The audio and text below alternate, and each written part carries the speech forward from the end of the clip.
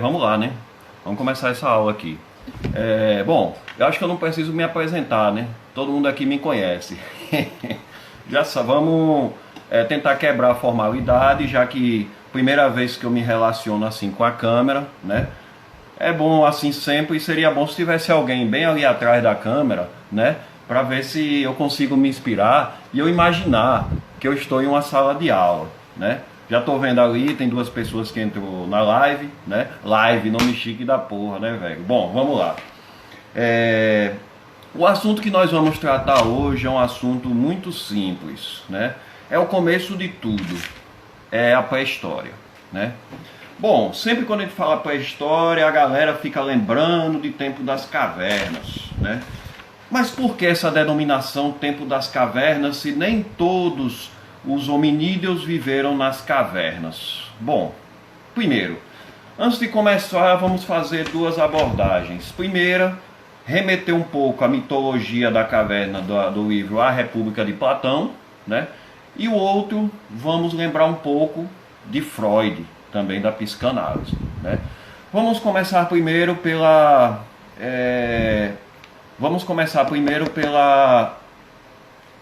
alegoria da caverna. Quando se refere à pré-história como sendo o tempo das cavernas, né? É porque, veja, a gente lembrando a alegoria da caverna de Platão, a gente vê que os homens, quando viviam nas trevas, na ignorância, eles viviam em plena caverna. Quando eles se libertam da caverna, é que eles vão sobreviver, conhecer a luz e ganhar o mundo do conhecimento. É nesse sentido que se aborda tempo das cavernas quando se refere à pré-história. A gente sabe que durante o Paleolítico, fase do nomadismo humano, eles viviam sem ter um ponto de parada fixo. Claro, é óbvio que eles paravam em cavernas. E quando eles paravam em cavernas, eles se abrigavam ali por algum tempo. E se não tivesse comida, eles iam para onde? Entendeu? Então era preciso eles sempre estarem em constante deslocamento. Digamos que a caverna seria uma espécie de posição confortável, né? Bom, a outra abordagem mais reflexiva que eu vou trazer é um pouco da psicanálise de Freud, né? O homem, para passar pelo processo civilizador, ele precisou reprimir dois instintos naturais do homem. O instinto animal, o instinto selvagem. Sabe qual é? Um é o desejo por sexo. O outro, o desejo por violência. Isso daí, se não tivermos normas morais, a gente vai se comportar como um bicho. Nas primeiras semanas, nos primeiros dias de vida do ser humano, eles viveram sem o controle mínimo desses instintos.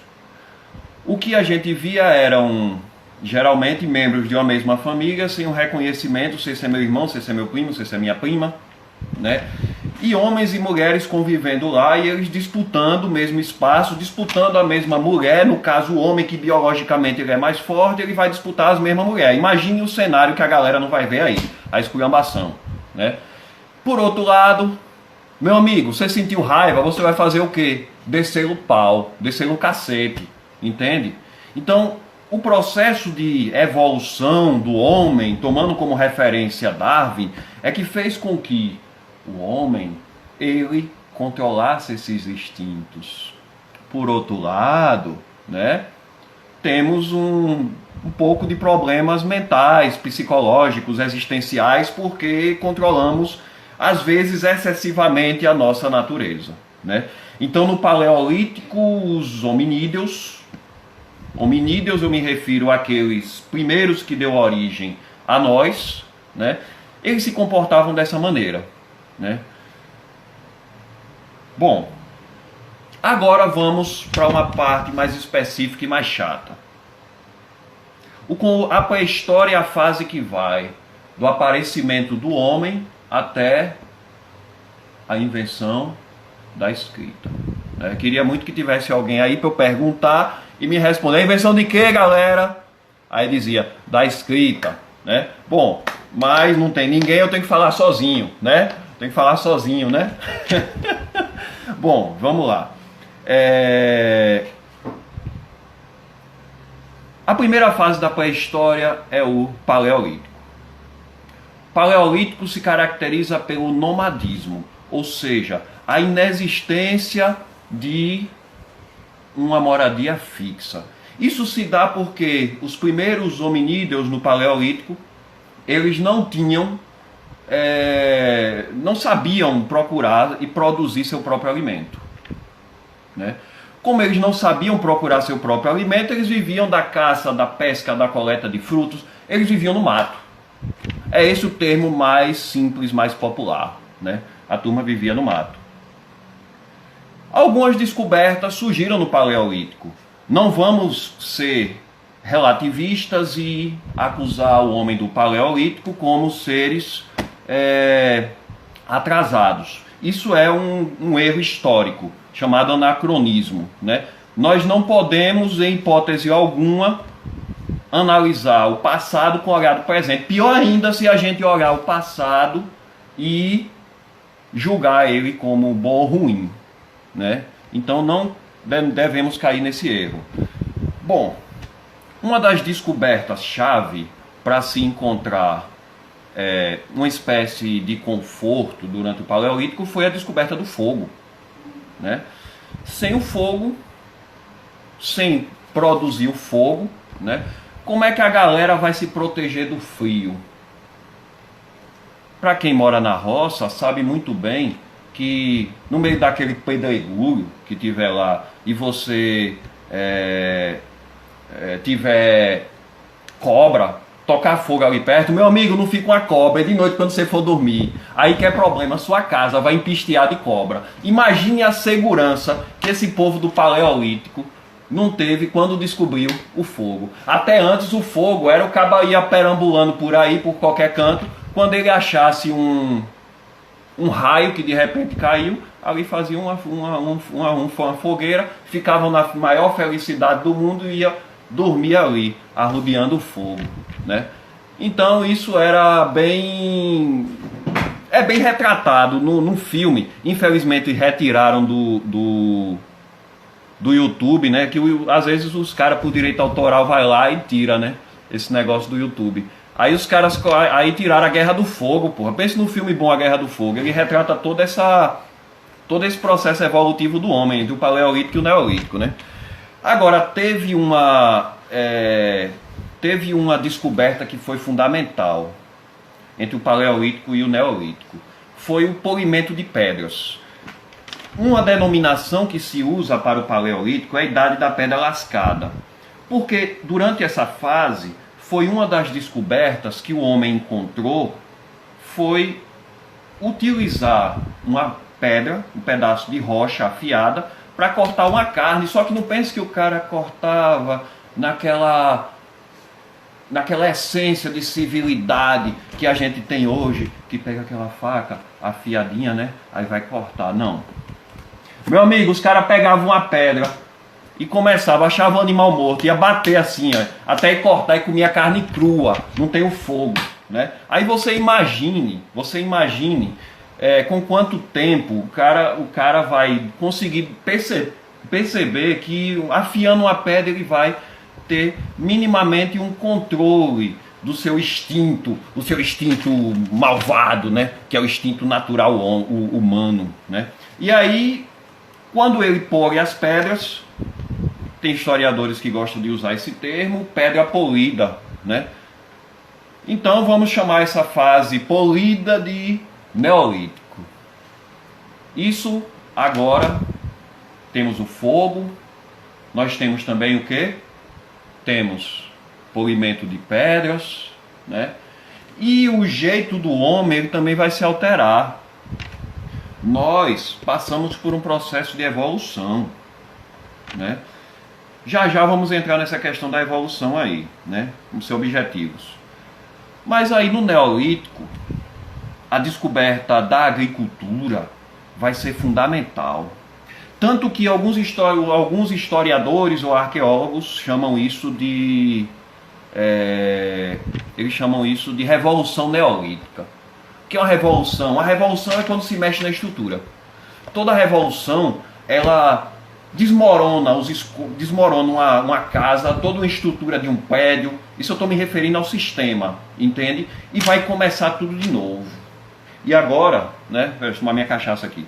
E agora, quando a gente vê a descoberta da agricultura, a gente vai proporcionar ao homem a saída daquilo que os progressistas do século XIX chamavam de caverna. Agora, que não é caverna, que eu já expliquei no começo da aula, né? Eles vão sair do nomadismo e vão partir para onde? Para o sedentarismo. Pronto, chegamos agora em dois conceitos-chave, que daí, qualquer espécie de leitura que você pegar em uma questão para o Enem, você vai conseguir, com o uso da lógica, identificar. Paleolítico, sedentarismo é a palavra-chave. Nomadismo é do neolítico. Então vamos lá, paleolítico, sedentarismo, neolítico, sedentarismo, né? Ou melhor, Ave Maria, troquei tudo. Na sala é bem assim mesmo, né? Enfim, paleolítico, sedentário, neolítico. Não, como é? Ah, vocês sabem, vocês entenderam, né? Bom, vamos lá. Agora, é importante a gente lembrar uma coisa. A pré-história, tem a galera aqui, eu tô vendo aqui pedindo para aceitar. Pior que eu não sei nem como é que eu vou mexer. Eu vou sair da live aqui. Aí, mas pega, quem não tá aqui, pega depois. Quem não tá aqui, pega depois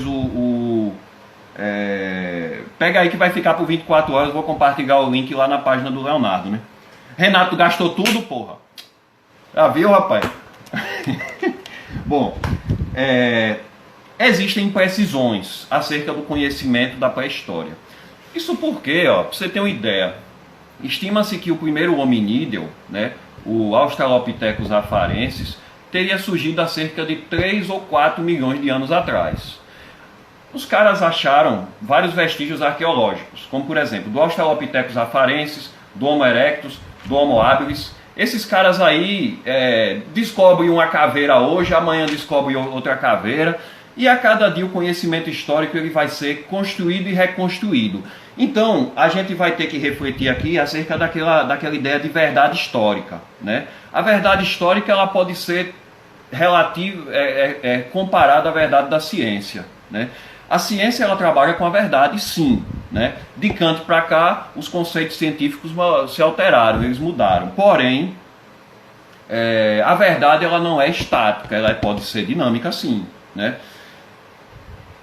Um dos fósseis humanos que se encontrou, mais que atesta a existência humana entre 3 milhões e 500 mil anos atrás aproximadamente, é de uma mulher, né, com a cor da pele negra, que vivia próximo às montanhas africanas, chamada Lucy. E como é que os caras sabem que o nome dessa mulher era Lucy? Não, rapaz, porque no dia que os arqueólogos estavam aqui trabalhando no sítio arqueológico, cavando os negócios lá, com um pincelzinho e tal, né? Só não sei se eles estavam tomando cachaça, né? Que aí senão eles não iam raciocinar que presta. Aí eles pegavam eles pegavam os vestígios lá, aí quando encontraram os ossos dessa tal Lucy, eles estavam cantando a música que tinha esse nome. E aí deram o nome dessa caveira de Lucy, entendeu? E aí, a partir daí, descobriram que esses eram os Australopithecus afarensis, né? E teria sido os primeiros os fósseis humanos que com a datação mais antiga. Eu preparei aqui um negócio para mostrar a vocês mais ou menos o processo de evolução do homem, né? Veja, como é que o homem ele vai passando, ele vai modificando. Digamos que esse aqui tenha sido primeira forma humana, né? Aí diz, então quer dizer, professor, que Darwin disse que a gente veio do macaco. Calma aí, se ligue numa coisa. Esse daqui teria sido o Homo sapiens. Australopithecus afarensis aquele e esse o Homo sapiens, né? Os caras andavam pelados mesmo. Vai pra lá. Aí veja, nós hoje, eu pergunto, passamos ainda por esse processo de evolução? ou deixamos de passar? Passamos, claro, mas isso não é sensível aos órgãos sensitivos do nosso corpo.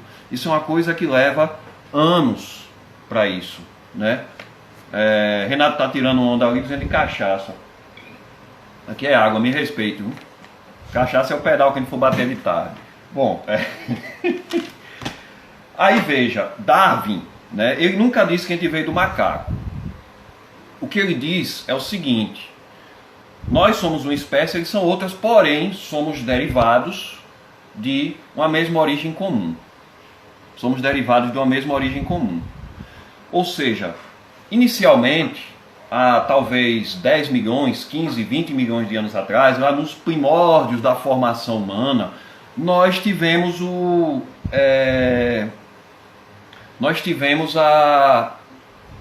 ser, né? Não vou chamar de macaco não. Os arqueólogos chamaram isso de símios. Eles viviam em árvores, né? Semelhantes aos macacos. Passado milhões de anos, uns desses símios vai dar origem ao chimpanzé, ao orangotango, ao gorila, ao ser humano. Então, se você disser, eu não acredito não que o homem veio do macaco, só se for você que veio do macaco, porque eu não vi não.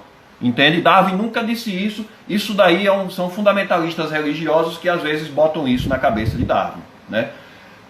Essa teoria darwinista, ela se chamou evolucionismo, entende? Então vamos lá. Evolucionismo defende o quê? Que nós, seres humanos, passamos por um processo de evolução, certo? E essa evolução, essa transformação, ela não é... a gente não parou hoje. Ainda estamos continuando, certo? Bom,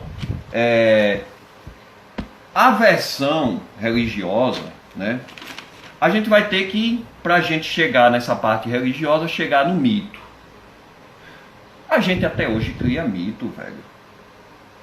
Para tudo aquilo que a gente não sabe resposta, a gente cria mito. Porque o braço da ciência é menor do que o braço de um anão, né? Meu braço é grande, olha, né? Mas o braço da ciência é pequeno, né?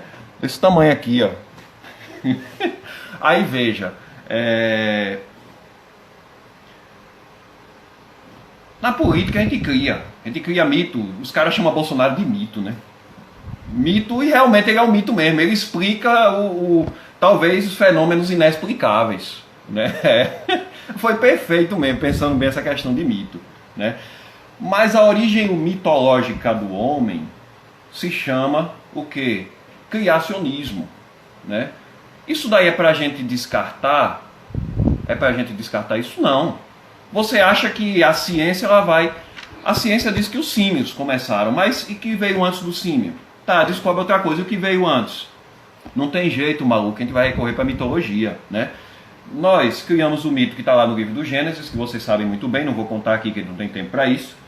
Os iorubás criam outra mitologia, os gregos, os romanos, os tupi, o G, Caribe, enfim. Cada nação, cada povo, cada cultura cria mitologia, a sua forma de explicar o princípio e o fim, né? Mitologias e também criam escatologias, coisas que criam ideias sobre o fim de tudo, né? Então aqui, veja,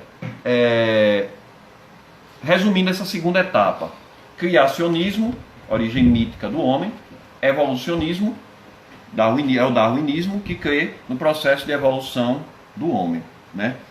Bom, agora vamos tratar aqui um pouco sobre algumas rápidas características dos hominídeos que passaram por esse processo de evolução. Como eu disse, primeira forma humana, Australopithecus afarensis, né? Esses Australopithecus afarensis teriam vivido há 3, 4 milhões de anos atrás, é aquele esqueletozinho que eu contei, que é a Lucy, né? Depois de um processo de evolução, surge o Homo habilis. A habilidade do Homo habilis, a descoberta magnífica que ele vai ter, vai ser a fabricação de instrumentos de pedra. É o Homo habilis que vai fazer isso. Do Homo habilis até o Homo erectus, ele vai mudar a sua postura física. Graças à descoberta do polimento, graças à descoberta da fabricação de instrumentos de animais, com a descoberta do fogo, né? Isso vai aumentar a sua expectativa de vida. Até então, as crianças que nasciam dificilmente chegavam na adolescência, que digamos que um caba de 25 anos seria considerado um ancião, né? Qualquer momento o cara poderia ser devorado por uma fera ou picado por uma cobra. E aí então, veja, ele vai mudar a sua estrutura óssea. Se ele andava meio assim, agora ele vai andar meio ereto. Por isso os arqueólogos deram o nome a essa terceira forma de hominídeo de Homo erectus. Então, Australopithecus afarensis, Homo habilis, o Homo erectus, devido à sua forma ereta de andar. Diz os arqueólogos também que o tamanho do seu cérebro, do cérebro do Homo erectus, ele já foi maior em relação aos dois hominídeos anteriores, né? E por fim, nossos parentes mais próximos, que são aqueles que chegaram aqui à América, que nós vamos chegar para a nossa pré-história aqui, que foi o Homo sapiens, né? Teria sido os Homo sapiens que teria se deslocado, ou melhor, inicialmente o Homo erectus se desloca da África. Todos esses hominídeos surgem na África, somos todos africanos, né? Vai para a Europa e vai para a Ásia. E quando eles chegam na Europa e na Ásia, né, em um processo de evolução, o Homo sapiens, eles vão chegar à América. Há duas versões acerca da chegada do homem à América. Vamos entrar agora nessa etapa, né, que é a etapa final da nossa aula. Como os primeiros seres humanos chegam à América? Bem, há duas versões. Primeiro, os caras lá da América do Norte, os ricão, né, criaram uma teoria bem favorável a eles. Claro, com provas científicas, não é mito, né? Eles têm prova disso. Em um estado norte-americano, lá dos Estados Unidos, chamado Novo México, se encontrou vestígios arqueológicos que provaram a existência desses homens há cerca de 11.500, 12.000 anos atrás. Então, a partir disso, essa teoria se chamou Teoria Clovis, né? Dizia que os seres humanos, em um período chamado glaciação, onde houve o congelamento das águas do oceano e uma queda do nível das águas, os caras vieram, eu separei a imagem aqui, né? Tá aqui, seres humanos surgem, Ave Maria, não sou bom nisso não. Os seres humanos surgem na África, observe o continente africano aqui, né? Cadê? Aqui, pequenininho, né? Eles vão, o Homo erectus migra para a Europa, para a Ásia, se observando essa seta, eles vão atravessar o Estreito de Bering. Veja lá em cima, o Estreito de Bering, dois hominídeos atravessando. Esse foi o período da glaciação. A teoria Clovis explica dessa forma a chegada dos primeiros homens à América. Só que embaixo, veja que nós temos outra seta que está nesse sentido aqui, né? Essa é a segunda hipótese, que ele tenha vindo da Austrália com pequenas embarcações. O Homo sapiens teria partido para cá. Há uma diferença aí de 2, 3 mil anos entre uma teoria e outra, né?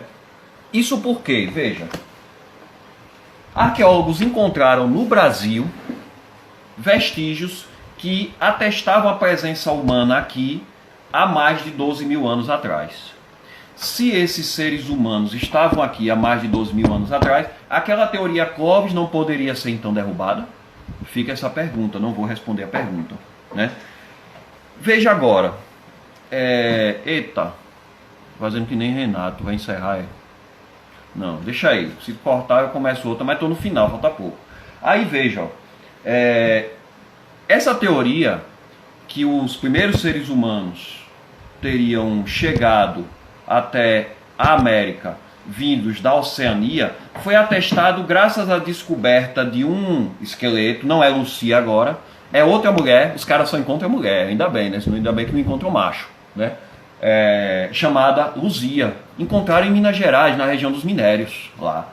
Pegaram esse esqueleto chamado Luzia e colocaram ela em estudo, fizeram o exame do carbono 14 e descobriram que ela é mais velha do que aquele esqueleto do Novo México, lá da América do Norte.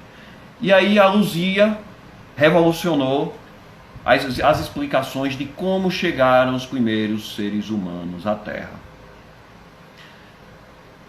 Então, veio outra arqueóloga, uma franco-brasileira, né? Nasce no Brasil, tem descendência francesa, chamada Niede Guidon. Ela já tem teorias baseadas em vestígios arqueológicos encontrados no Piauí, no sítio arqueológico de São Raimundo Nonato, meu xará, né? Que talvez a ocupação humana na América data de 50 mil anos atrás, né? Então essas são basicamente as três teorias sobre a origem do homem na América. Esqueça Pedro Álvares Cabral, esqueça Cristóvão Colombo, que eu estou falando do primeiro ser humano, desgraça. Os caras que vieram da Europa para cá, eles são gente e a gente é gente também. Então, há cerca de, segundo Niede Guidon, né, ela deve saber o que ela está falando, há cerca de 48, 50 mil anos atrás, talvez a existência humana já tinha aqui, né? Bom, nós temos aqui, na pré-história brasileira, que é o período que data antes da chegada dos primeiros europeus aqui, né, antes de 1500, a gente chama isso de pré-história brasileira. No Brasil, esses indivíduos que aqui viviam, eles estavam no Paleolítico. Por isso os arqueólogos, os historiadores, chamam esses povos de paleoíndios, entende? Porque eles viviam ainda no Paleolítico. Digamos que eles não eram agricultores, diferentemente de povos da América Central e dos Andes, que eles já eram agricultores. Ou seja, astecas, maias, incas, eles já possuíam outro grau de civilização, eles já tinham Estado. Nós aqui éramos formados por nações. Basicamente haviam 4 nações que habitavam o território brasileiro, antes da chegada dos europeus e nos primeiros séculos, né? Primeiro nós tivemos o povo Tupi, era aquele povo guerreiro que habitava o litoral, Tupinambá, Tupinauê, Tupiniquim, né? Eram povos que tinham língua semelhante, por isso que recebiam esse nome Tupi. Essa divisão entre esses 4 agrupamentos não significa que tinha 4 nações, não são tribos, viu? Nações, certo? Significa que cada grupo desse poderia ter centenas de agrupamentos de etnias diferentes, porém com línguas parecidas. Os Tupi, eles viviam da pesca, da coleta de frutos, da caça. Por isso eles eram pescadores-coletores. Pescadores-coletores, caçadores. Vale destacar a existência dos sambaquis. Sambaquis, possivelmente povos tupis que habitavam entre o Espírito Santo e Santa Catarina e Rio Grande do Sul, que viviam da pesca, da coleta de frutos e, devido à fartura de alimentos em determinado espaço geográfico, né, que eles habitavam, isso garantia a esses povos uma espécie de nomadismo, entende?